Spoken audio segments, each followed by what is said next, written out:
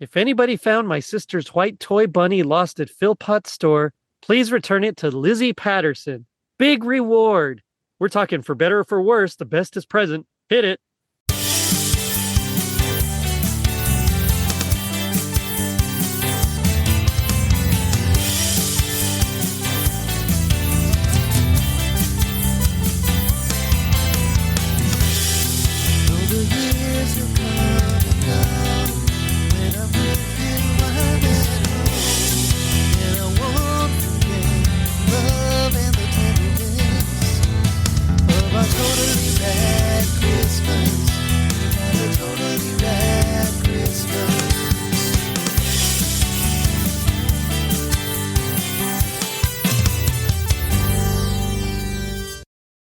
It was 1985.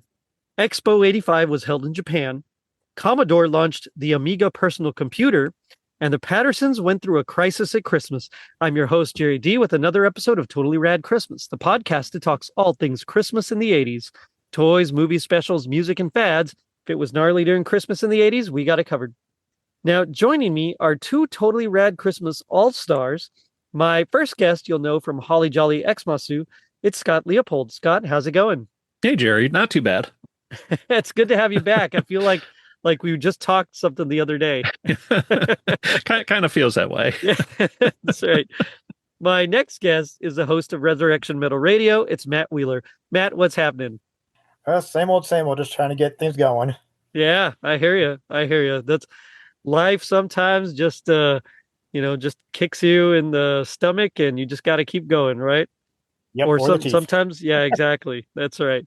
It's good to have you guys back. It's been a while, and we're talking for better or for worse. Now, before we do that, just like Carol Kane did to Bill Murray and Scrooge, I want you to hit me with the toaster. So I'm going to ask you a few questions, and I want you to hit me with the first answer you can think of. Okay, you don't have to think too hard about it. Just throw it at me. So let's say that you're making the Bestest Present with Muppets. Who would you cast as Mr. Lederhaus? Rizzo the Rat. Yeah. I was going to say there's either Statler or Waldorf. That's a good one too. I like both of those for sure. Or both. Maybe it's a duo. Yeah. All right. I like that. Okay. What would you title a Hallmark movie starring John and Ellie? Yeah, I really don't get into Hallmark movies, so I don't get into Hallmark movies. I have no idea. Oh, I gotcha. I'm stumped. Yeah. Christmas in, I don't know, whatever town they're in. Yes, okay. And finally, which 80s cartoon characters are most likely to run into the Pattersons? Family Circus. Yeah. Yeah, I like that. They had a couple specials. Yeah, for sure. Well, that's just a way for our listeners to get to know you guys a little bit better. So thank you for that. Now, tonight, we're here to talk for better or for worse, the best is present. I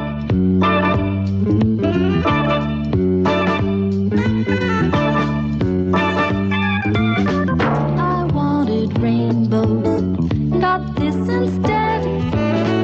Some days I think that I never should have stepped out of bed. What do you guys remember about For Better or For Worse? Like, what's your history or what's your experience with it? And why don't we start with you, Scott?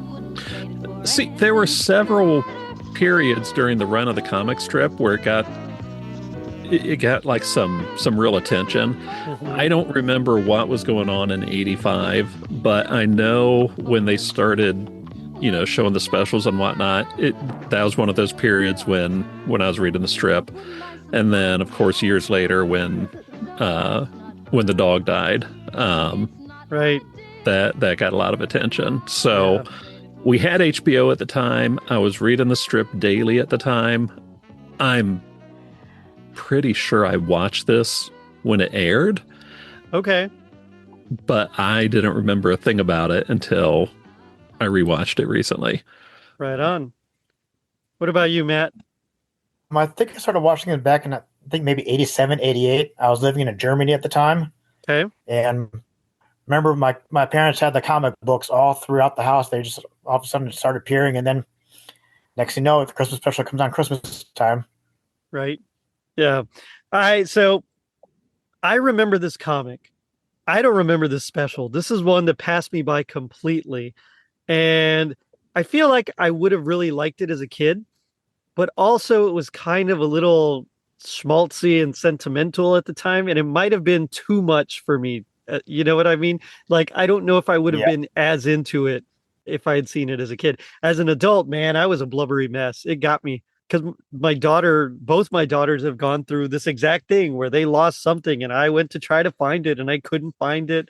Well, one time I found it, the second time I didn't at all. And so this was like hit me right in the dad gut. I was just like, oh Yeah. man, my feelings. Why are you making me feel these things? So I'm definitely really like this special, but it's also like absurd. You know? Yes. A little bit. So of course, the strip was created by Lynn Johnston. It was first printed September 9th, 1979, and ran all the way through August 31st of 2008. And basically, it just kind of chronicled the lives of the Patterson family and like their friends in this town of Millborough, which is not a real town. It's like a suburb of Toronto or Ontario. And in this particular special that we're talking about, Lynn Johnston wrote the screenplay, and I'm not certain because there's not a lot of info about the actual special itself, but the kids are played by two little kids with the last name of Johnston. So it made me think that they could have been her kids.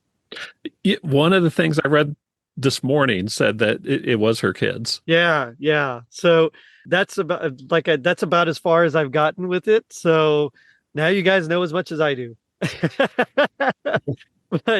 but I gotta say there was a lot in this special that I found awesome. A few things here and there that was like, well, okay, that's a little ridiculous, but overall, I thought it was just a sweet, lovely special with a pretty good message. Yep. Well, let's just go ahead and dive right in then. Go on. I'll be right behind you. That's why I'm nervous. Then we go together. So we start off with the theme song, and there's a lot of little vignette things that I imagine were pulled straight from the comic strip. For example, the dog drinking from the toilet, mom like sewing up something, and then as she pulls it up, her own sleeve gets torn, and so she's gonna have to sew that too. Lizzie blowing out a Christmas candle before Michael gets to, and things like that. And so it's just kind of sets the tone for this whole strip. And I know the strip was like famous for having the kids actually grow up in real time.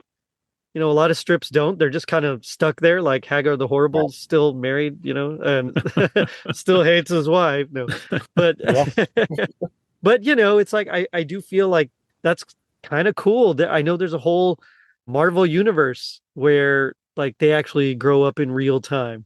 I think it was like the M2 or something like that, MC2 universe. So it's pretty neat to see this happen in a comic strip. Yep. Well, and one of the neat things about it at the time is that since she was really writing from real life, right? It had a lot of subject matter that you just weren't going to find in other strips. So, right. Yeah, I was going to say, I know when I did read it, that was the appeal, was that it was a bit more mature than some of your daily fare. So. Right. It wasn't drabble. Right. Yeah. There was a strip of drabble that I remember where they were at a supermarket with samples, and so he and his dad would like take turns, like they would switch places in the shopping cart, and then like his dad one time took off his shirt and made it like hair, as if he had like a blonde hair, and they were just like going back to get free samples, but under they'd swap shirts, just different things. So definitely not like that, because I don't know anybody that would do that. See, at Costco, I just take the tray. That's right. You just take it. You're good. No need to pretend. But yeah, so they actually did grow up in real time. I know that there was she would ask her kids permission about using like certain stories of their lives, like if they were okay with her sharing it and using it as subject matter, and most of the time they were. So the kids actually grew up and they got married, and I think they had children of their own, and so it was like a whole life essentially, which is really cool. So after all this happens, we're on the bus ride home from Christmas break, and Michael, the son, tries to give his friend a moldy orange, which I was like, how long was that thing in your backpack, man? Yes, I was wondering too. Like, no thanks. Your stop snack? Patterson. I know. Hey, anybody want a moldy orange? Hey, cut it out. And Michael is played by Aaron Johnston. This is his only credit. So again, yeah, I do believe that it is their kids. So makes sense. But as soon as he gets off the bus, it's raining. And just like all kids do, my kids are completely guilty of this. He splashes in a big puddle on the sidewalk. And when he gets inside, his mom makes him put his boots by the radiator, which he does so grudgingly, right? Yep. But it turns out that the mom, Ellie, who is voiced by Abby Haggard, who you might know from You Can't Do That on Television. Alistair, Auntie Em knows you're not a baby anymore. That's why she made your adorable sleepers and your cute little booties in a size large enough to fit you. Do I have to wear it? Only as long as Auntie Em is staying with us. But that won't be very long, dear. Just until she's saved up enough money to buy a house. 10 or 15 years. Oh, dizzy, goody, wizzy, what a house. She's taking them all downtown to eat because there's a big sale at Philpott's, which I don't know if that was a real department store or made up for the strip. I'd never heard of it. Yeah, never heard of it either. Yeah, I didn't know. Maybe that was like a Canadian thing or like just somewhere up north. But yeah, no, Philpott's is the name of the store. So Michael asks if he can eat junk food, right? Which, remember when we called it junk food? And Ellie says, we'll see. And Michael's being smart alecky. He says the same thing because his mom keeps saying, we'll see. So he says, we'll see when his mom asks if he can go shopping for 2 hours without getting into trouble. Can we have junk food? We'll see. Will you buy me something, huh, Ma? Huh? We'll see. Does we'll see mean yes or no? It means that it all depends on your behavior.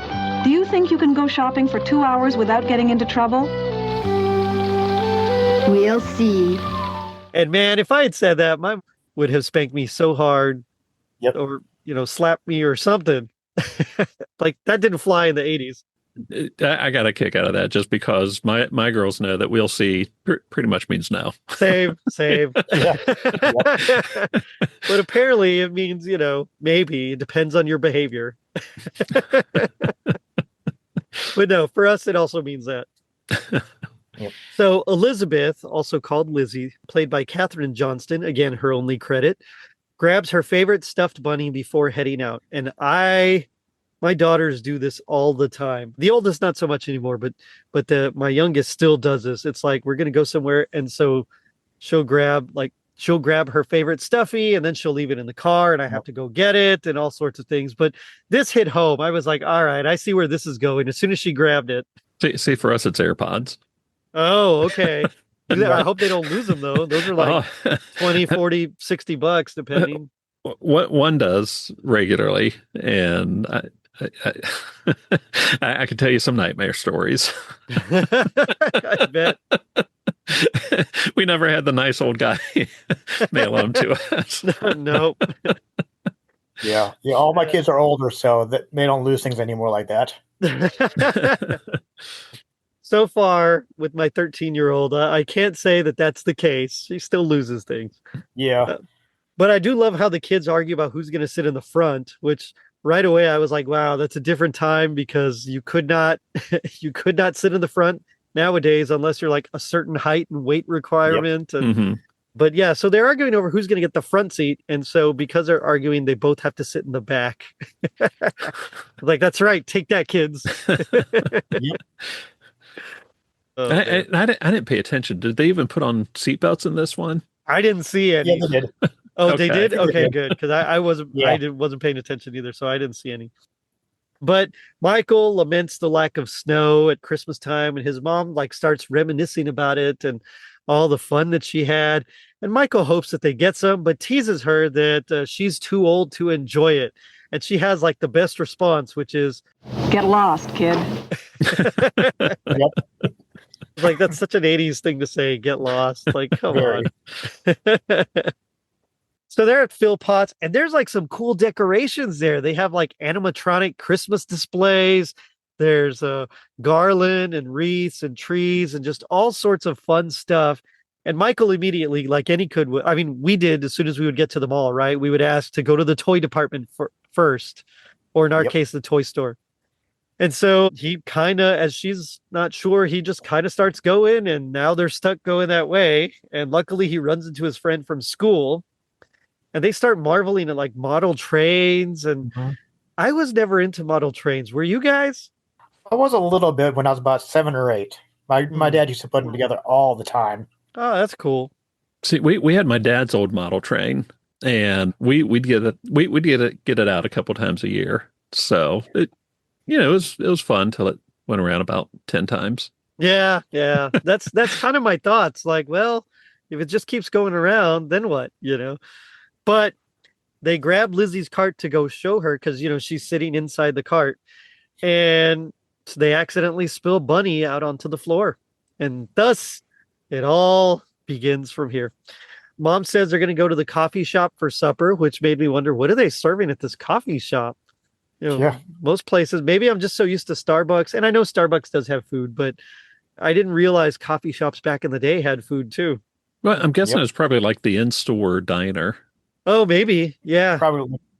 We used to have a Target all those years ago. Yeah, Kmart had something like that. Yeah, I was going to say Kmart. We had a grocery store around here called Stumps that their 24-hour diner was up. It was about the best place you could go to eat. Really? Interesting. We didn't have that down here. But Mom says they're going to coffee shop for supper. And so Michael and Lizzie, because they've been pretty good, they can each have a toy under $3. Michael's like, you can't get anything for under $3.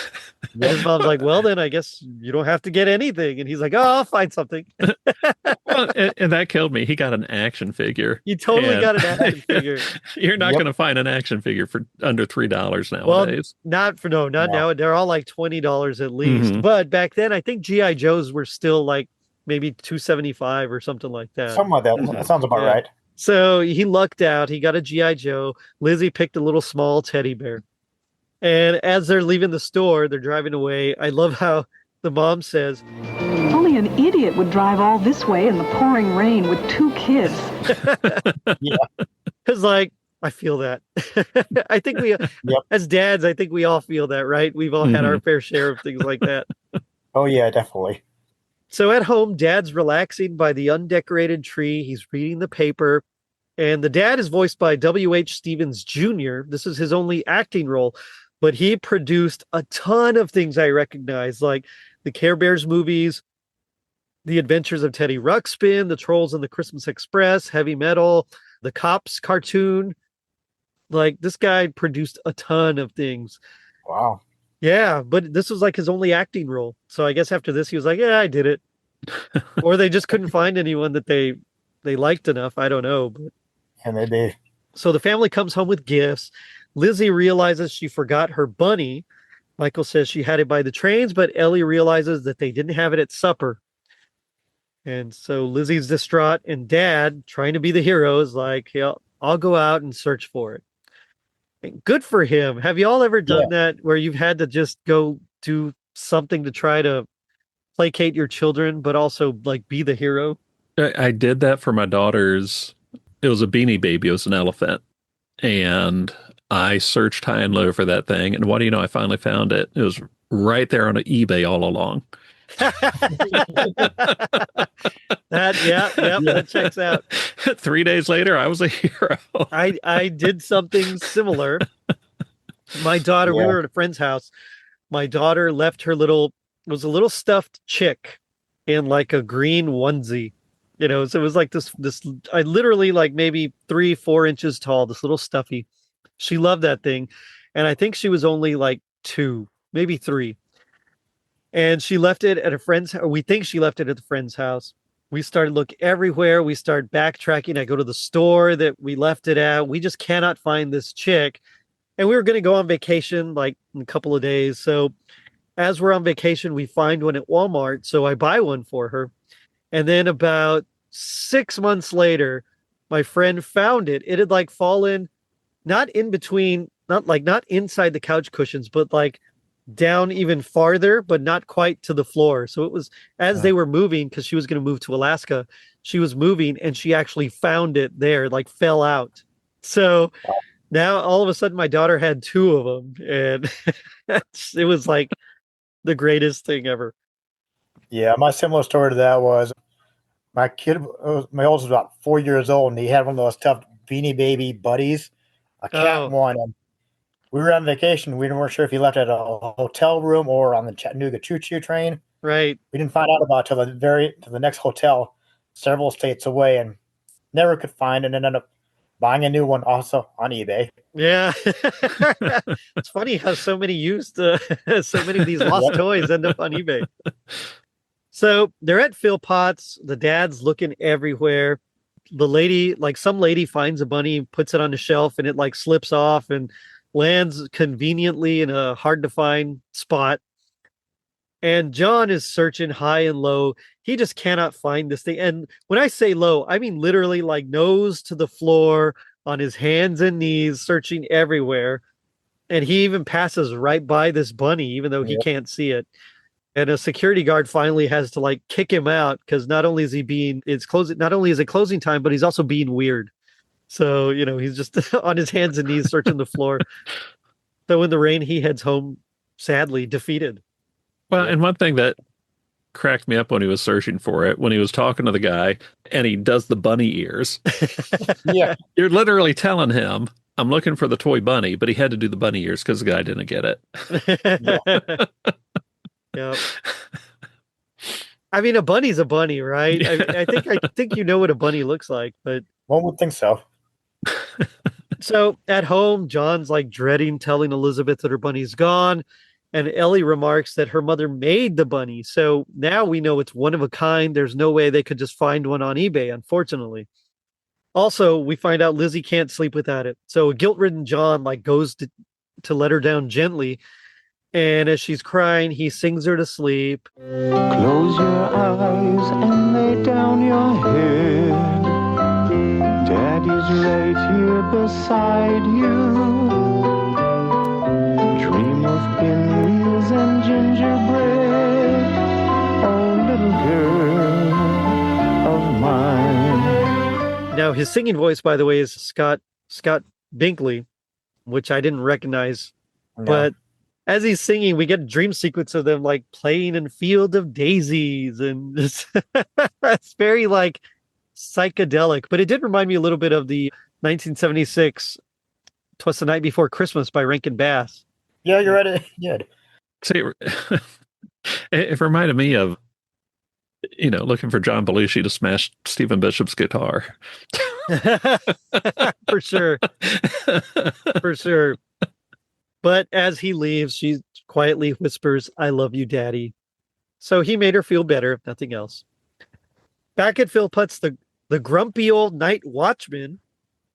And man, this guy's grumpy. He's like, these kids don't appreciate anything. And he just keeps, just talking about how much the season is awful and these children don't appreciate it and whatever. And he's clean. He finds the bunny, like he accidentally sweeps it up and he recognizes it as like grandma made. So he has like some sort of, I don't know, toy radar. He just knows that it's grandma made. So he takes it to his office and sets it by a pic of his deceased wife. Or at least I presume she was deceased. We find out later that yes, but... Well then, somebody's gone and lost you, haven't they? Looks like you was made by a grandma somewhere. You look like I feel. Back at home, the dog is snoring as he sneaks around, or as he's snoring, and then he starts sneaking around, and Michael like jumps him, and then they just start kind of roughhousing, which you would do with a dog that big. Yep. But Michael is kind of like my son now, and he sees his sister just sad, and so he tries to cheer her up. And he even offers his teddy bear for 5, maybe 10 minutes, which I thought that was a great line. Yeah.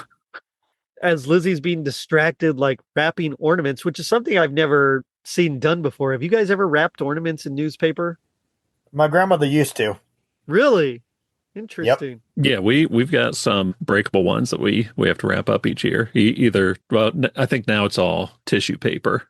Oh, I see. Well, for like putting it away, I get it. Is that what they were they unwrapping them, or were they, well, maybe I misheard. Maybe they were unwrapping their ornaments because the tree hadn't been decorated yet. Yeah. Yeah. Yeah, I think it's unwrapping them. Okay. See, I heard wrapping, so I was like, oh, that's an interesting custom. It's like so. But anyway, yeah. So I guess she was unwrapping the ornaments, and Michael asks his mom, Mom, if a grown-up loses something somewhere, how does he find it again? and the mom says, well, they might put an ad in the paper. So Michael suggests putting an ad in the paper. And the mom's immediately skeptical, like, who's going to care about this old, like, crummy bunny?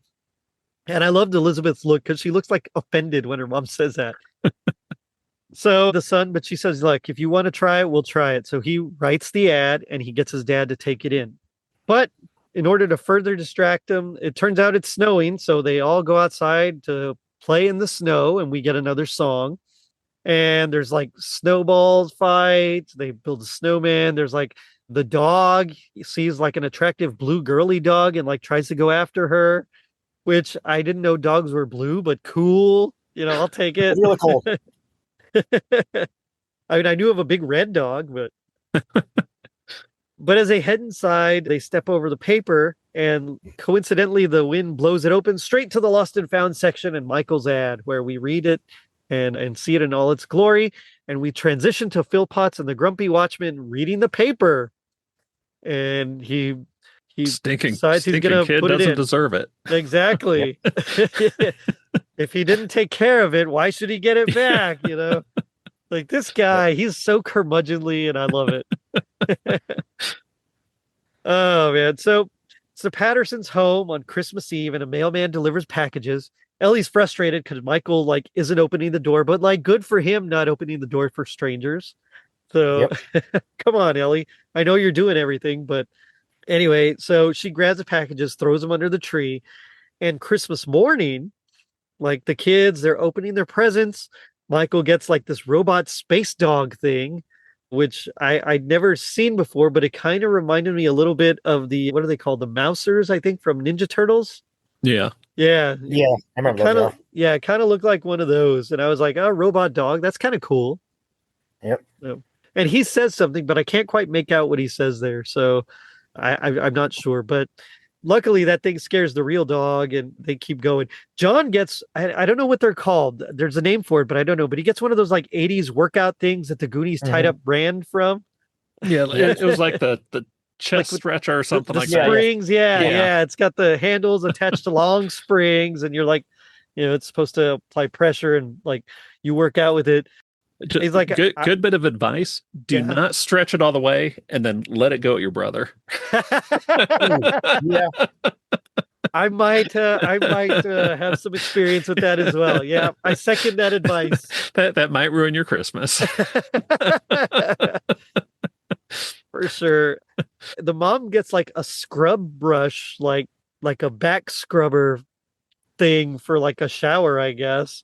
I was like, wow, that's such a terrible gift to give on Christmas. Unless she was asking for one, and then give it to her and you'll be the hero. But yeah, I felt bad. And Lizzie gets a giraffe to replace her bunny. And then she loves her giraffe until she hears bunny, which don't bring that up. Why are you reopening this wound? And then she gets sad again. And she's like, oh, I want bunny. But luckily, there's one more package under the tree, and it's for Elizabeth. There's no return address, but it is wrapped in Philpott's paper, and ta-da, it's Bunny. Wait, there's a brown paper package that came in the mail for Elizabeth.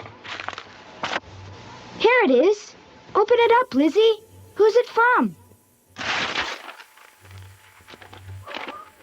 My bunny! My bunny was in the box. Yeah, that brought a tear to my eye. Yeah, me too. I was like, oh man, this stupid thing got me. It's not supposed to, come on. See, I couldn't figure, why would you get a package in the mail and just throw it under the tree?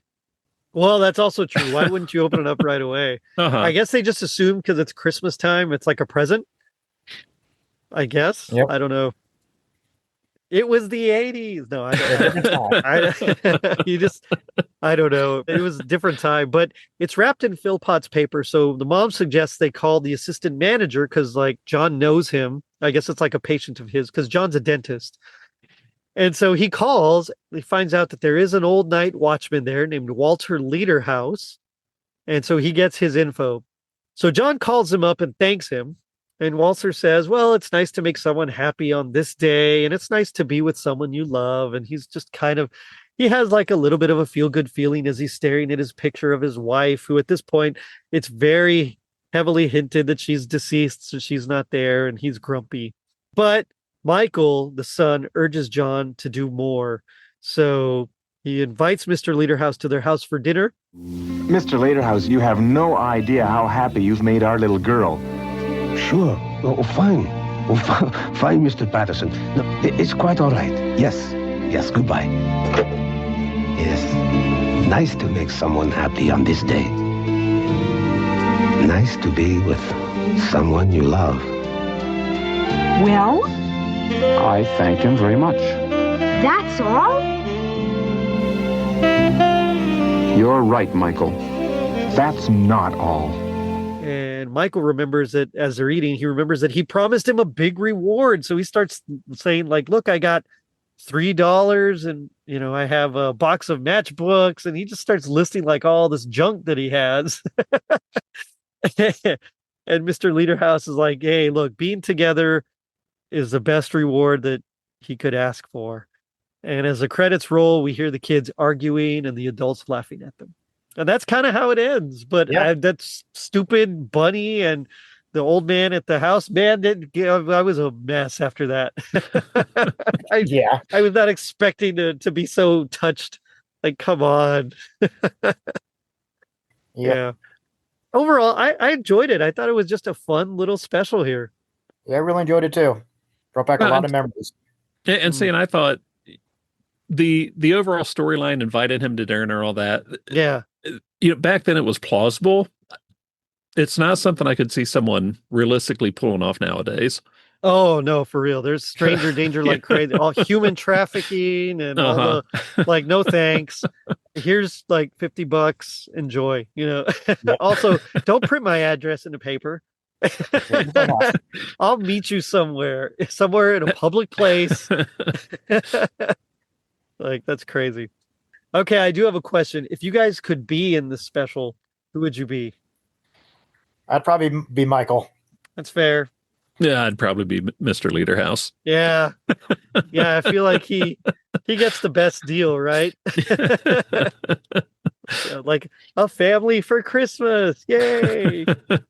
Oh man. Yeah, same. I think I'd be Mr. Lederhaus. But I mean, overall, I gotta ask, what was your happiest like memory or moment with either with For Better For Worse in general or the special in particular? For the special, just as I was watching it back in the late 80s with my family, then off and on throughout the 90s until pretty much I graduated and moved on. Yeah. Yeah, I'd say overall would have to be that period probably around when this came out, when, you know, at least half a dozen people I know were reading it. So something that, you know, you could actually talk to people about. Right. And I don't remember the storylines now, but I do remember, you know, it was something that we had in common and, you know, brought us together. Well, and I think there was one where like her son takes pictures of like a car crash or something as they're like passing by, but it turned out to be like one of his friends. And like, and I think in the comic strip, the friend lived, but in real life, I think the friend actually died. Oh, wow. Yeah. And it was something very similar to that. I might be messing it up, but you know, it was like a big deal, and it kind of messed with them a little bit, which, I mean, I get it. You're like, oh, car crash, cool. And then, oh, snap. You know, it's like, talk about learning a learning opportunity. Mm-hmm. But now we come to my favorite part of the show, which is a little segment I call Gag Me with the Spoon. It's where we do our best impression of our least favorite part of this special. And as the guests, I'll let you go first. Just kind of set up the scene for us a little bit. Why don't we start with you, Scott? This is several scenes. I'll just leave it at that. And I'll say, my bunny. And yes, I waited until you're taking a drink. That was so good. I almost spit my tea out. Oh, that was good. All right, what about you, Matt? Yeah, mine's really not the vocal one, but you brought it up earlier when he's doing the whole looking for the bunny thing. He does a little bunny ear thing. yeah, that was ridiculous. And for those of you at home, he's actually making the bunny ears.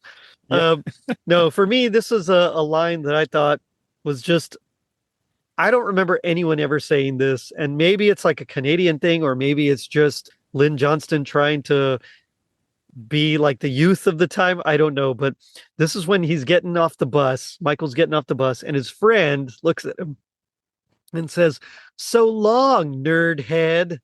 Nerd head? What? Yeah. Like, nerd would have been fine, you know? Like, don't go on, man. You got it. Oh, man. But, you know, G.I. Joe taught us that knowing is half the battle. What do you guys think the other half is? Always remembering where your bunny is. Yeah, for I was sure. going to say, when you're looking for your kid's bunny in a grocery store or a department store at the end of the night, just look back. For real. He walked right past it. Like, come on, man. Those are both better than mine. I just thought if no one's half the battle, the other half is just being with wonderful people. Oh. Guys, it's been a lot of fun. What do you want to plug? Like, tell me about your shows or anything else you got coming up. Why don't we start with you, Scott?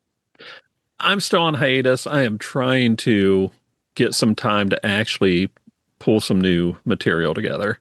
So hopefully by the time this airs, I'll have something in the works. Right on. Matt? All right, so I'm getting closer to get my radio show back. I got the new computer. Now the only problem is I moved over the software, and now I don't have the licensing stuff anymore. So No, like I hate that. 10 years old, so like trying to contact the people, like, hey, can you give me this license information again? Yeah. I remember I used to use Finale, the music notation software. Yeah. And I was big into Finale. Every year I'd update it. And then one year I kind of didn't really need to use it that much. So I went like 3 years before I needed it. So then when I was going to reinstall it, I was like, I don't remember what license I have. And I didn't want to buy it because at the time it was like crazy, stupid expensive. And I was like, I'm not buying this.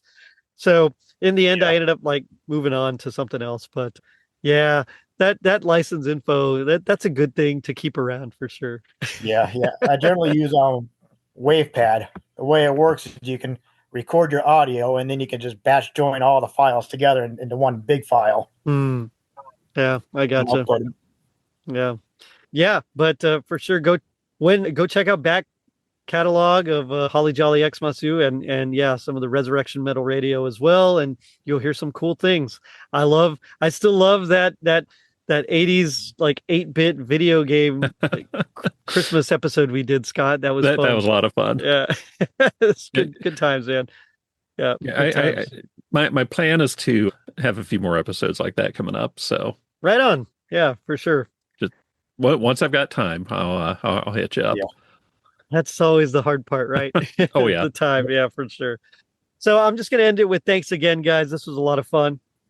And I'll say, it's my bunny. It's my bestest present the whole day. So check us out on our social media pages, which you can find at linktree.com/totallyradchristmas. And if you're feeling like Lizzie getting her bunny back, leave us a review on iTunes. It helps us reach more people and spread some rad holiday cheer. Now, don't forget to check out our merch shop on tpublic.com and our super dope website, totallyradchristmas.com. Get lost, kid. Later, dudes. Wait a minute. I forgot. I said in the paper there'd be a big reward for bringing that back. Let's see. I got $3 in my sock drawer and a huge bunch of mad books. Wait a bit. Reward? There's no reward better than being with special people at Christmas, Michael. Being with you tonight is the best reward I could ask for. Merry Christmas, Mr. Lederhaus. Oh, yes. It is a merry, merry Christmas. Butter? Butter. Who's got the butter? We're so glad you came, Walter. Mom! She's feeding mashed potatoes to the dog. Don't have the dog under the table. Buddy's under the table. Is the dog chewing your shoe, Mr. Lederhaus? This is really delicious, Elle. Do I have to finish everything? anything on my plate? Where's the ketchup? What a happy day.